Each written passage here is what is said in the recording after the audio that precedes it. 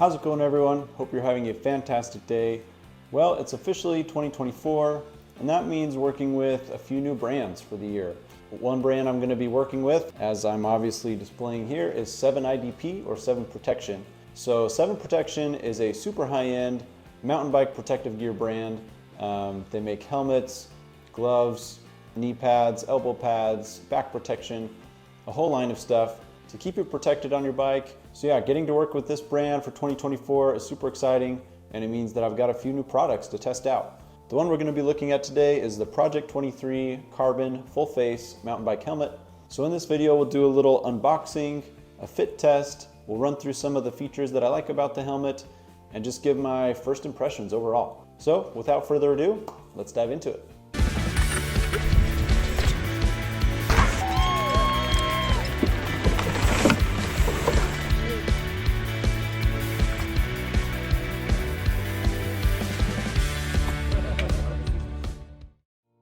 So I do have a confession to make, and that is that I've actually already unboxed this and gone on a couple rides with it. But I wanted to put it back in the box, put it back in the little bag that it comes in. That way you can see exactly what it looks like when you receive this in the mail. All right, so sick little box that it arrives in. I try not to hold on to boxes, but this one is like got a ton of cool graphics and stuff all over it. The carbon version comes with this Pro protective travel bag case, whatever you want to call it. This travel bag is actually super nice because typically I'm just tossing my helmet in my trunk, and you know, sometimes it'll roll around and get scratches on it.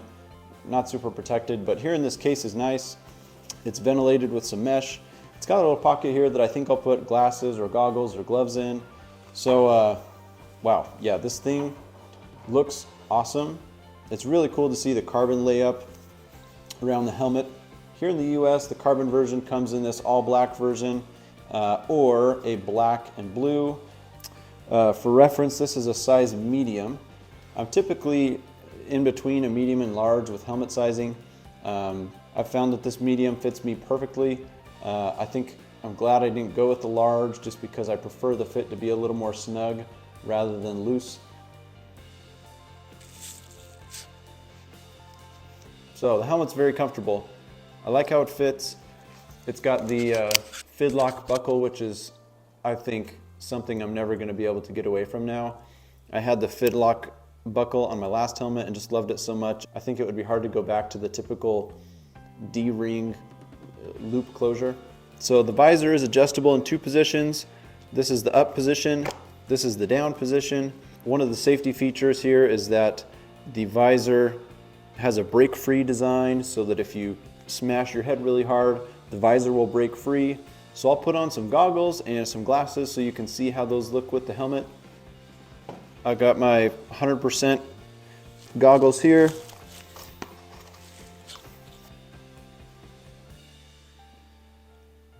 When you put the goggles on, they slide right into place. They don't seem to be too far down on my nose, too high up. One thing I noticed is that there's not a ton of space up above here to store the goggles. I know there's some guys who like to store their goggles up like this. I've never done that anyway, just because I'm kind of sweaty and the sweat from my forehead tends to just fog up the goggles, and then it also blocks the ventilation ports right there over the forehead. So I never really store my goggles there, but you know, something to think about if that's important to you. Also, I know some people like to run their GoPro underneath their visor in that area. So a couple things to think about. The cushions here on the side are pretty snug. The good thing about that, I guess, is that they do not move. They stay in place. So yeah, I think this helmet is super comfortable and looks good with goggles or glasses, whatever your preference is. So let's zoom in on the helmet a little bit, and I'm gonna walk you through some of the features that I'm really excited about for this helmet. All right, so first thing we need to talk about is the protection level of this helmet. This helmet is downhill rated, and that's something that is important to me, but I also want it to be fairly lightweight and ventilated. It has 23 ventilation ports, which is one of the highest ventilated helmets on the market. In particular, I like these really big ventilation ports right over the forehead. It's also got some good ventilation around the backside, over the jaw and the chin. One thing I will say about the fit is that it feels more like a traditional moto helmet in that it feels very comfortable and padded when you put it on. It does not have an adjustable dial here to dial in the fit.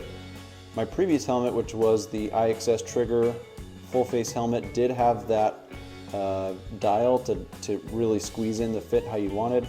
But the fit with these helmets is based on the sizing and the cheek pad inserts. So it might take a little bit more experimentation, especially if you're like me, you're kind of between that medium and large range. I really like these cheek pads that are removable. They're easy to remove, and I think for long days climbing, being able to remove that whole section is going to be much more breathable and comfortable on those long hot rides. Okay, so this inner liner is pretty easily removable to wash and stuff. I'm going to remove it here to show you some of the protective features of the helmet. So 790p uses this blue foam mesh looking stuff. They call it their ERT system, so that's energy reduction technology. So it's kind of like their version of MIPS. Basically, it reduces the force that goes to your head in the event of an impact, and it reduces rotational impacts. This helmet is fully downhill rated.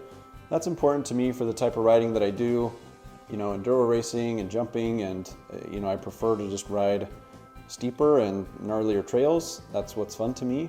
And so that downhill rating is important, but I also want it to be lightweight and ventilated enough that I'm not completely suffering on those big long climbs. So yeah, I'm excited to put this thing to the test in 2024. I think it's a sick looking helmet. I think it's going to suit me and my needs perfectly. Later this year, I'm going to give a long-term review of this helmet. I want to get in a full season of enduro racing on this though first. So this top of the line carbon version retails for like $385 US at the moment.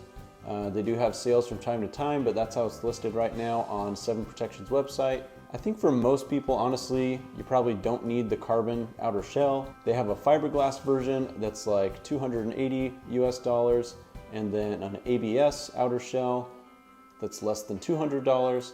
The carbon, I think, adds a little bit of weight savings and maybe just some added strength. But I think for most riders, the carbon outer shell might not be necessary, especially when it's like a $100 or $200 price difference. Well, thanks so much for watching. I really appreciate it. Stay tuned later this year for the long-term review of this helmet. If you have any questions about it, hit me up in the comments below. Thanks so much for watching, and we'll see you in the next one. Peace.